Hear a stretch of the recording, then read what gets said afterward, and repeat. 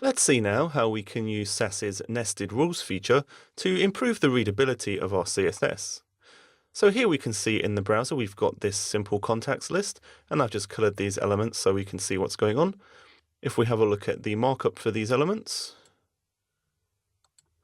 we can see that we've got this unordered list with a class of contacts, and it's just got a number of list items, and inside each list item we've got an article which contains a header and a paragraph containing the phone number.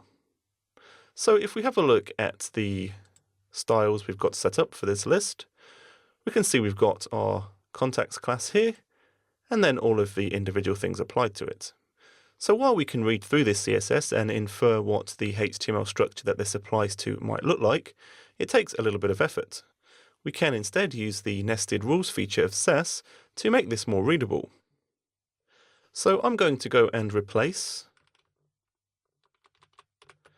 the styles for our contacts list with a similar version, except this time taking advantage of CSS's nested rules feature. So here the readability is improved straight away, and we can now see clearly the HTML elements that these styles intend to target. If we go back to our markup, we can see that the unordered list list item article header maps to the unordered list list item article header. So if we save this and have a look at our CSS, we can see that our CSS has been compiled down to this CSS. And if we go ahead and just format this, so to do this I'm just going to hit Ctrl Q, type format, and just hit enter. We can see the styles a bit more clearly now. And if we go and run this in the browser,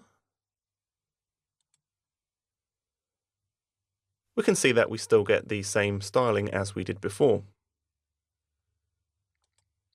So using nested rules allows us to improve the readability of our styles, as it allows us to conceptually map our styles against the HTML structure that we're applying them against. As with all things, we need to be careful how we use this feature, in that our styles here are now more specific against the HTML markup structure that we're applying them against. We need to be careful now that if we change the structure of our HTML, we'll have to go back and revisit these nested styles. So as a good rule of thumb, 3 or 4 levels of nesting when using these nested rules is usually okay. If you find yourself using more than these 3 or 4 levels of nested styles, then you probably want to rethink the use of these nested rules, because the nested styles will become increasingly tightly coupled to the structure of the HTML markup. And this works against the whole idea of having our styles cascade, as in cascading style sheets. So generally speaking, as long as we stick to 3 or 4 levels of nesting, and we don't go beyond this and tightly mimic what our HTML structure looks like, nested rules allows us to quickly improve the readability of our CSS.